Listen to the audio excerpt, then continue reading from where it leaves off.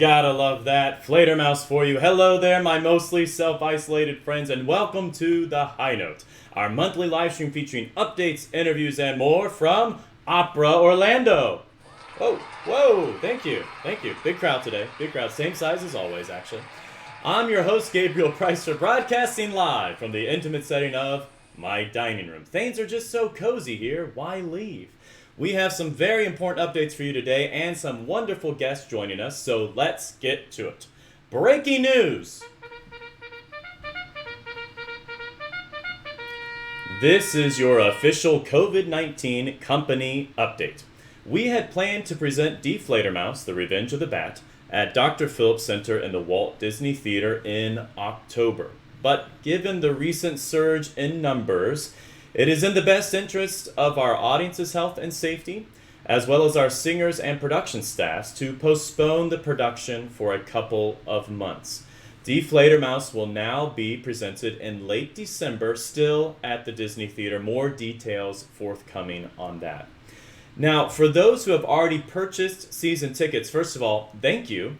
And your purchase is, of course, still good to go. If for any reason you are not able to attend on the new dates, refunds will certainly be provided.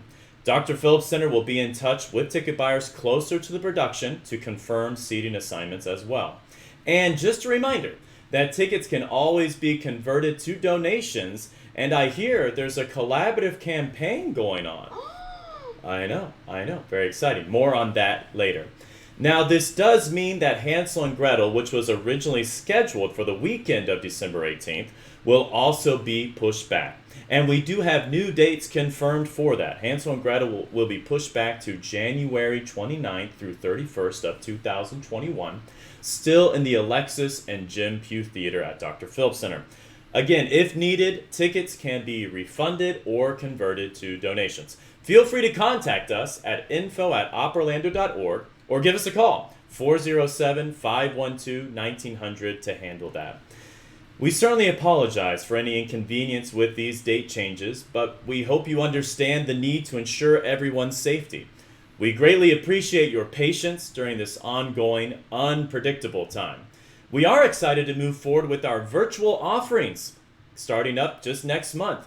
August and September, we have 3 Opera on Park concerts broadcast to you, presented virtually, presented online. Also, a special Grammy concert with a very familiar baritone, kind of a younger version of myself there. And our 5th anniversary party on September 20th, broadcast from Casa Feliz. I know that I am looking forward to all of those and excited that we can interact with you in a safe way online. Please visit our website for more details about each of these events. And if you are on our mailing list, you should be receiving our online offerings brochure. Wait, what's that? You're not on our mailing list? Oh, oof, shame. Well, no worries. If you want to sign up, just email us, info@operaorlando.org. We'll make sure we get you one of those wonderful brochures. You'll notice information in the brochure about a very exciting opportunity. Our first collaborative campaign with United Arts, which provides us with a 15% match. A true 15% match, meaning no admin fees. Yippee! Any donation made to Opera Orlando through United Arts gets that 15% match. It's called the Empower the Arts campaign. And I can't tell you how truly grateful we are to United Arts, as the arts need your support now more than ever. We are all trying to think outside the box to keep the arts alive in Orlando and across the country. Now that covers our COVID-19 update for now. This pandemic has had quite an impact on all of us. And I think we've all realized how much we need each other and rely on each other to overcome and persevere. We are so grateful now more than ever for our artistic partners. And today we wanted to share the love, as it were, and have some of them join us on the high note. First up, help me welcome to the program Chris Belt and Benoit Glazer from Timucua Arts Foundation. Woo! Wow, they love you guys here, Chris and Benoit. They're just going crazy. It's a huge crowd, too, so that helps. Chris, how are you, my friend? Good to see you. I'm doing great, Gabe. How are you? Ah, wonderful, wonderful. It's so funny because we actually share an office with Timucua. We're used to seeing you. I'm used to seeing you in person almost every day. So it's weird. I've missed you, Chris. I've missed you. Well, I miss you too, and I miss swiping snacks that you bring in for your meetings on Fridays. Don't give away my secrets, but yes, I do love snacks. I think that's not a secret. I think people do know that.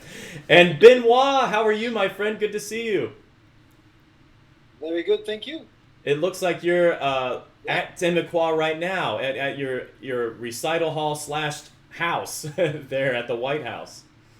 exactly. Yeah, we're in the office now. We've got lots of things happening, a lot of them virtual, of course, but also some real life people coming here to record and stuff.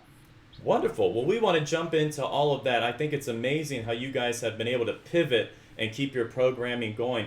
Tell us a little bit how COVID-19 has impacted Timucua Arts Foundation. Sure. Well, in some ways, we were caught well prepared for this, and in other ways, there have been just massive changes as everyone's facing. We have already been live streaming for many years, so that part of it was an easy adaptation for us, and we have hundreds of recorded concerts. So we've been airing those twice a week, doing rebroadcasts on Facebook and YouTube as premieres. And we've also had a few in-person events with no audience. So we have still had some live performance opportunities as well. And we moved our educational programming online. So in 2016, we started a program called Works with Sounds, which is a music composition program that we offer for free through Orange County Public Library, and also with our partners in OCPS and Girl Scouts of Citrus Council. So we've created an online platform for delivering that. And we've also tapped into our archives and our connections with local composers to release compilations, audio compilations, as well as a sheet music anthology of music by local composers. So we're keeping very busy and doing everything we can to create opportunities for arts experiences in lockdown. Gosh, you guys are keeping busy. Good for you, Chris and Benoit. We were so honored yeah, to collaborate with Timucua in the past, in several occasions, really. Probably the biggest one was the One Voice Orlando concert back in 2016. And Benoit, you put together the orchestra for that production. That was quite a challenge, quite a Herculean effort you put forward there, my friend. well, I don't know about Herculean. I mean, obviously, Mark does that week in, week out, but it was certainly a challenge for me to put this large a group together, and I wanted to get a good orchestra together. So we went and kind of like across the state of Florida to find musicians who were willing to come and play for free for this event, which was very important, and of course for us, uh, you know, Paul's being just down the road from Timucua, so Right. it's very important, and it turned out very well. So I'm very proud of the efforts that we did for that. And if I may add something about our education program, and Yeah. that will interest everyone at Opera Orlando and at the Orlando Philharmonic, we have the Jazz in 7 minutes a day, which is um, you know, uh, being phased out or phased in, and it's pretty cool. It's between 5 and 8 minutes a day, and musicians, especially in the symphonic world, can learn how to swing and to phrase and some vocabulary development, so that to improve their level of performance when these kind of music is called for. So I'm very proud about that. Very cool. Very cool. We've also been pleased to do our Meet the Stars concerts at Timucua in the past. We've done some master classes there. We want to talk a little bit about what we have coming up in collaboration with Timucua. As mentioned, we're doing our Opera on Park series online this year, and one of our artists is local, Greg Baker, and he'll actually be recording his concert at Timucua this weekend. We'll put together a nice video recording of it, and then we will broadcast that on August 30th for his concert. So thank you to Timucua for working with us on recording Greg's concert in a safe way. Obviously, no audience will be there. We'll just be Greg and his pianist. So Benoit, I'll be seeing you this weekend from a distance with our Yeah. mask on, of course. Actually, yeah, actually, like in just a couple, less than 2 hours, he's coming to rehearse. So I better change my clothes, get in the car, get over there. And then the Grammy concert that I'll be singing will also be broadcast, and that'll be broadcast live, which is very exciting, from Timucua. And perhaps the most interesting collaboration we have going on in preparation for Deflator Mouse, given kind of the social distancing restraints, we felt it would be safer to have the chorus record their parts ahead of time and then have their pictures projected kind of Hollywood Squares-esque above the stage. So we're going to be working with your team, since you guys are so savvy on the technological side, to put together all of that pre-recorded chorus excerpts for Deflator Mouse. I think it's a very fascinating project, and we're excited to work with you guys on that. Yeah, always difficult to combine the live and the pre-recorded together, and we've done it quite a bit, so looking forward to that. You guys have had great success with that.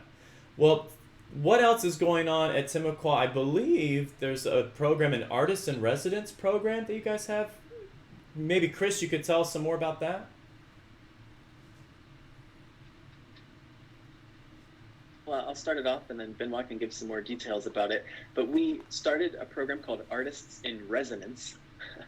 Resonance. I'm sorry. And, it's designed on amplifying.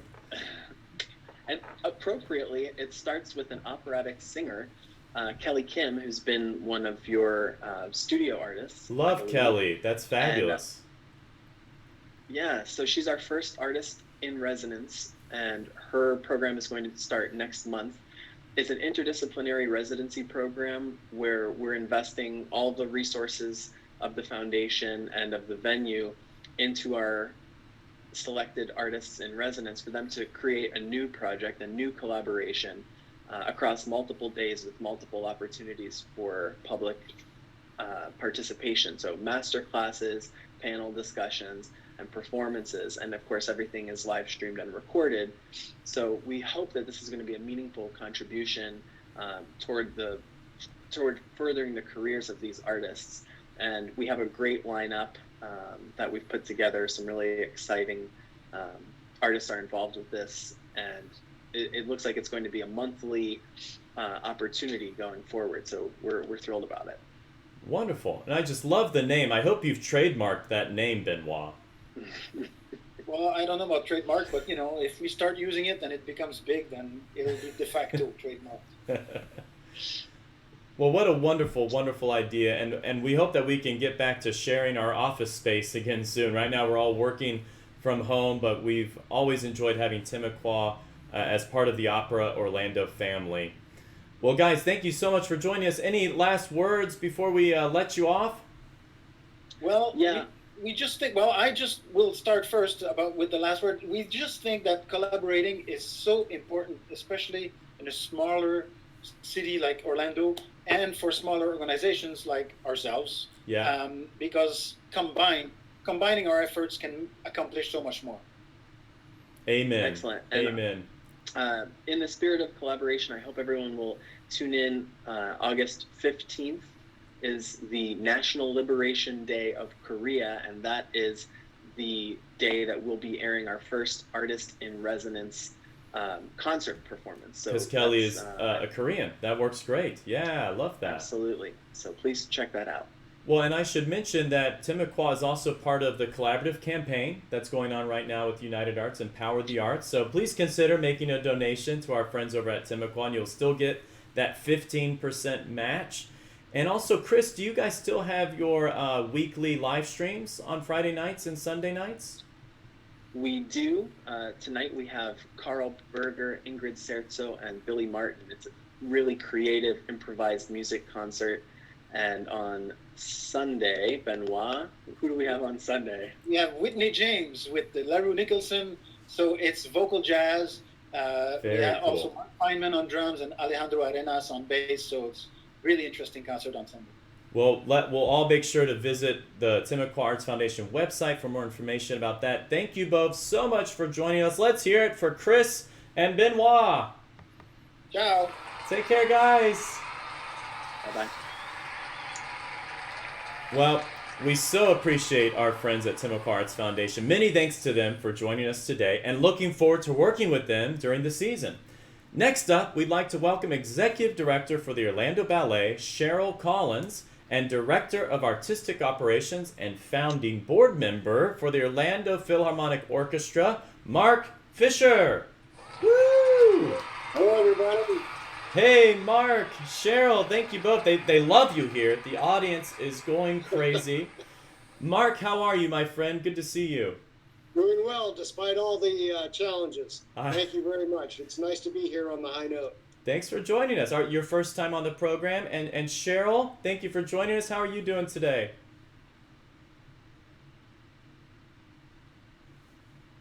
Oh, we're getting close to having Cheryl join us. Make sure you're unmuted.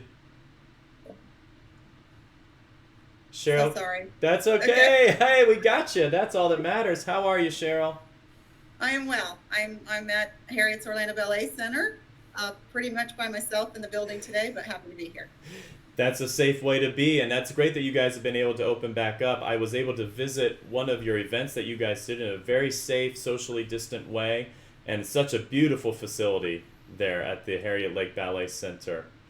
Thank you. Well, I want to ask you guys first, how has COVID-19 impacted both of your organizations? What kind of pivots have you had to make? I'll start with the Orlando Phil. Mark, how has COVID-19 had an impact on you all? Oh, hardly at all. No, actually, it's had a tremendous impact. You know, we, out of an abundance of caution for our patrons, our musicians and our staff, we did have to cancel or postpone several concerts through the end of this past season. And, you know, we've tried to find ways to stay relevant to our audience and to our community. And in that light, we have expanded our virtual presence online. And toward that, we've created a partnership with WMFE to broadcast live archive performances of the Orlando Philharmonic from Wonderful. several past seasons. And That's great. we call it Opera on the Air. And you can check out the WMFE website to find out the times of those broadcasts. And what's nice about them is that they're not just recordings, they're live performances. So it's the same excitement, almost the same excitement as going to a concert. And then on our OPO website, we have a series we call OPO on the Record. And those are live archive performance excerpts. And they're hosted by our music director, Eric Jacobson, who comments on the composers and what to listen for in the music to keep it interesting. Right. And also on the Philharmonic website, we have a series we call Sound Bites, and it features several of our principal musicians and a recording I made in the past to check into with French horn and harp. But several of our principal musicians have performed virtually on the Soundbite series, and they're really wonderful. And it's sort of a chance, a glimpse into musicians' homes, and all at the same time as a performance. That and is one of the positives that we've had from this pandemic. We get to know the artists in a very intimate way. Sometimes their own living rooms. Exactly. And we have something new coming up beginning tomorrow evening, actually. We have a 4-chamber music series we're calling Summer Serenades. And these programs were curated by our concertmaster, Rima Bergeron-Langlois, in celebration of her 10th year as concertmaster of the Orlando Philharmonic. And it was truly something to celebrate. We're all going to celebrate it. And this features Rima and about 16 other musicians from the Philharmonic in pre-recorded audio-video programs featuring everything from Beethoven to Mozart to Guillaume to William Grant Still to Debussy and all different types of ensembles. And they're going to be really marvelous. They'll be broadcast on our website at 8 p.m. on 4 consecutive Saturdays, August 1st, 8th, 15th, and 22nd. And well, we'll be sure to mark our calendars, and we all love Rima. That's so fabulous. Huge congratulations to her. 10 years. 10 years, absolutely. Huh? Wow. Yeah, absolutely. Wow. And we have also expanded our educational virtual presence. We found a way to offer virtual private lessons. and that involves several of our principal players and titled musicians giving lessons, instrumental lessons on a virtual platform. And the students range in age from 8 to 85. So So I have a chance. You're saying I have a chance, Mark. You have a great chance. I mean, given your track record, I think, I would just recommend staying away from the French horn. Right, yeah, I was about to say, just stay away from that French horn. It's dangerous. Yeah. It's dangerous. It is. And we have a long history of young people's concerts with the Orlando Philharmonic and wonderful collaborations with opera and ballet in those presentations, where we're able to present all three disciplines in one program. Right. And traditionally, we present those live at the Bob Carr Theater, which is now not possible. Mm-hmm. So we found a way to present those virtually, and we'll be putting those together in early October, and they will be made available to the public school systems and also to home and private school students. Wonderful. And it should be wonderful. So we're looking forward to that. Well, that is such a big program that you guys do for the schools. So as planned, but we're looking into some changes that will be announced soon. Obviously, with the closure of the Bob Carr Theater, we've had to look at different venues as options, and we're looking at those, and we'll be announcing that soon, as well as changing some of the repertoire to not be based on 80 musicians, but more like 45 to 50 musicians, and right. Make those changes so people could be musicians and patrons could be appropriately distanced. So a lot of things to consider, but we've all learned how to swerve in this process, and where necessary, and it's part of the process. And the idea is to be able to perform live for our live audience, and hopefully very soon we'll be able to do that. That is the hope. For now, contingency plan is the new buzz phrase, right? Most commonly used phrase in all of our meetings and discussions. But I'm so impressed by how all the arts groups and how you guys are keeping yourselves busy and making those pivots to keep engaged with your patrons, with your audience. Cheryl, I'd love to hear from you over at the ballet, what you guys have been up to and how COVID-19 has had an impact. Sure. Well, we, like everybody else, started working remotely in March.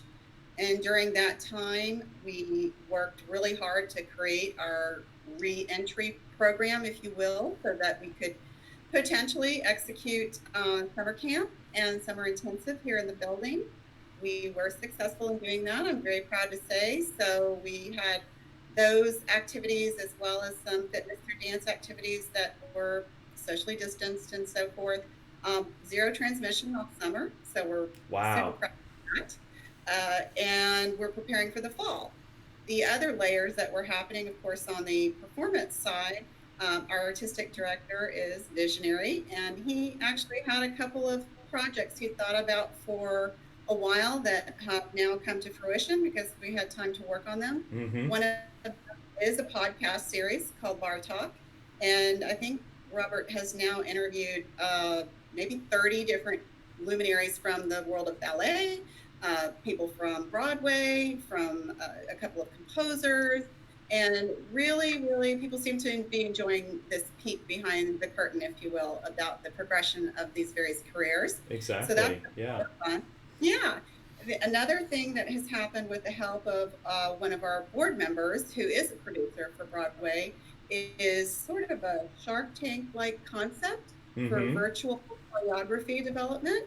Cool. We've one round of that, and that has global reach. So we're very excited about it. And in fact, I think you generously gave me a plug a little bit later in this, but preparing to do round 2 of that, where the different choreographers will learn all about the industry and how to pitch their work, and as well as creating it using Orlando Ballet dancers. All of this is virtual. None of them are ever in the same space. So really cool, but very challenging. And that is the exciting potential with all this, is reaching a wider audience, or a new audience, since we're all online and people could be tuning in from China, Australia, who knows, right?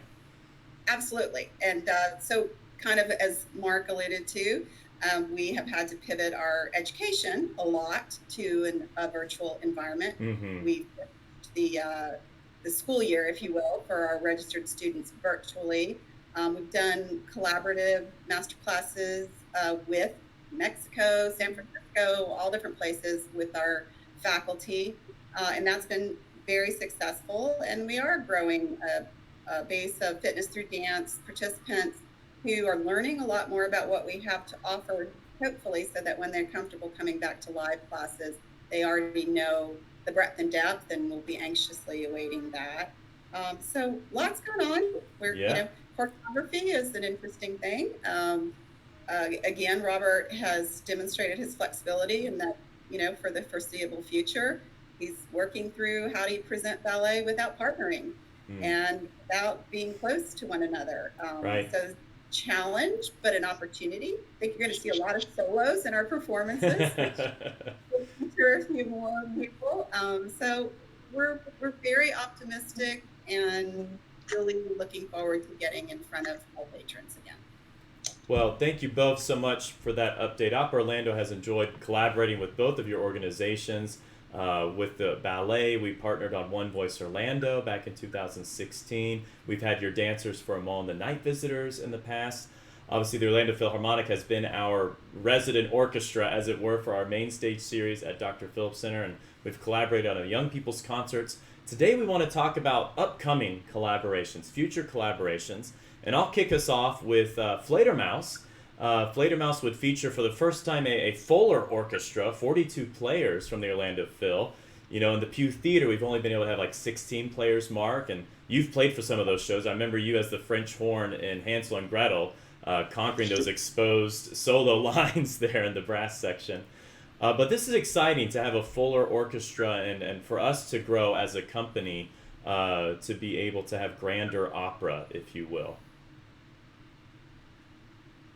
Well, I think it's wonderful. It's been a long time since we've been able to participate in actually main stage productions of opera, and we're thrilled about Fledermaus and thrilled about Carmen, and it's a very exciting step, and it's a big step, and a welcome step. So we are thrilled about it. Exactly. So both of those productions, Fledermaus and Carmen, will feature over 40 players in the orchestra, and down the road, who knows? Maybe we can have 3 or 4 productions with full orchestra. Fingers crossed. Fingers crossed. Well, let's look forward to the ring cycle. Yeah, there you go. Right around the corner. And also, we'll be having dancers from the Orlando Ballet join us for Die Fledermaus. And something kind of interesting happened just this past week. Given the need to postpone Fledermaus to December, it might have potentially been a challenge because December is very much the ballet's month to do Nutcracker at Disney Hall.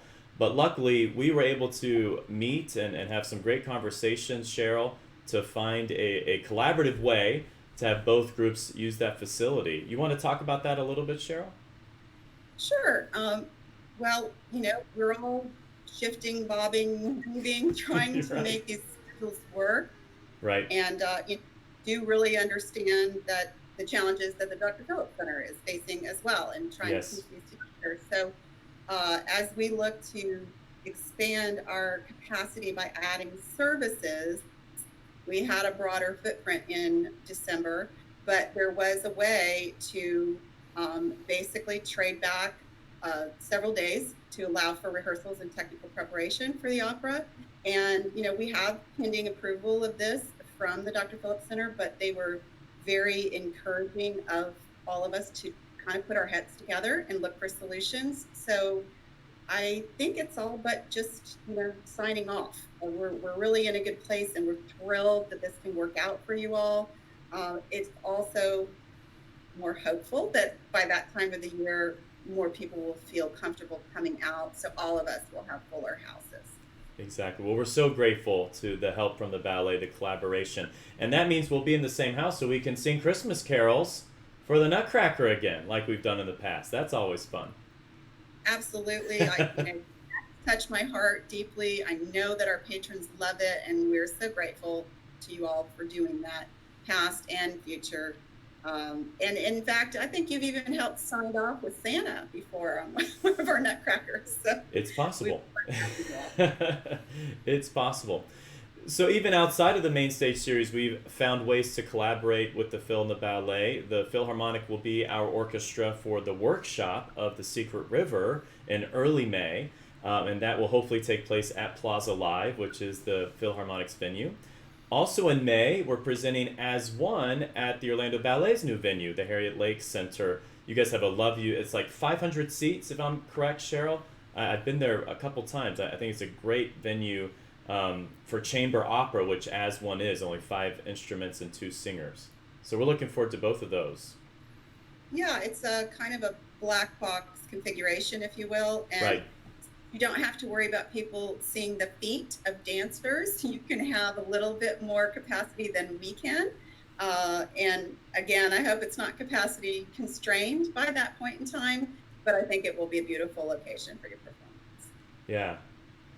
Well, again, so grateful to both of you. Now, some people might not know that the ballet and the opera actually share a shop space and share costume space. And this is kind of a model that's happening more and more across the nation, just sharing resources and finding those opportunities. I have to say it's really invaluable for our organization, and I think it's a benefit to all three of us as we share the same venue.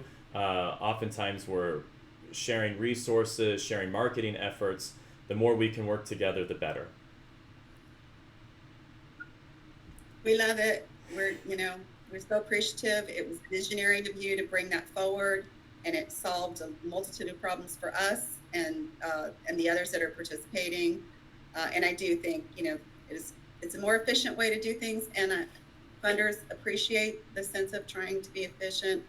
And I'm also hoping that someday maybe we can have some internship type opportunities there for people that want to get involved in scenic and so forth. That's a great idea. That's a great idea. Partnering with like Full Sail or UCF. What a wonderful idea. Yes, we have to talk more about that, Cheryl. And I should mention that we do share that shop space with Creative City Project as well and the Mad Cow Theater. So it really is a 4-way collaboration. Well, we're actually running a little tight on time and no other questions, if you could believe that. So any last words before we let you go, Mark? No, I just wanted to congratulate you both on sticking in there and, making things happen despite all the unusual circumstances. I feel like our 3 organizations are the artistic glue in our community, and I think we all deserve to be proud. That's all. Thank you, Mark. And what about you, Cheryl? Same feeling. We'll all get through this if we lean in together. And we know that people want the arts back. So that's given us energy to drive ahead. And just want to thank you, Gabe, for the opportunity to be on here and for the many ways that you do reach out to collaborate with all of us. Thank you guys so much. It appears we might be having some technical difficulties, but we'll let you guys go and we'll send you off in appropriate fashion. Oh, the crowd is going crazy. Thank you guys. Take care. Thank you. Thank you. Bye-bye. Bye. All right. This is what's coming up online in the arts this week. Phantasmagoria continues their performances weekly on Sundays at 8 p.m. featuring fire dancing and more. I know. The Orlando Philharmonic continues their Soundbite series. Check out more on their Facebook page or their Vimeo page. They're also starting those summer serenades. I'm so looking forward to that. Our friends at the Timucua Arts Foundation continue their weekly streams, 7:30 p.m. and tonight at 7:30 p.m. and Sunday at 7:30 p.m. Check out their Facebook page for more information. And the Orlando Ballet Company and School is currently accepting applications for Dance Accelerator. No fee required. This is the 2nd edition of this virtual choreography boot camp and competition. More details on their Facebook page. Also, at Opera Orlando, we continue our Representation Matters series hosted by Chev Lovett with special guest Broadway vet and Metropolitan Opera star Greg Baker on August 16th at 2 p.m. on our Facebook page and YouTube channel. Now, a little reminder that season tickets for the 2020-21 Opera on the Main Stage series at Dr. Phillips Center are on sale now.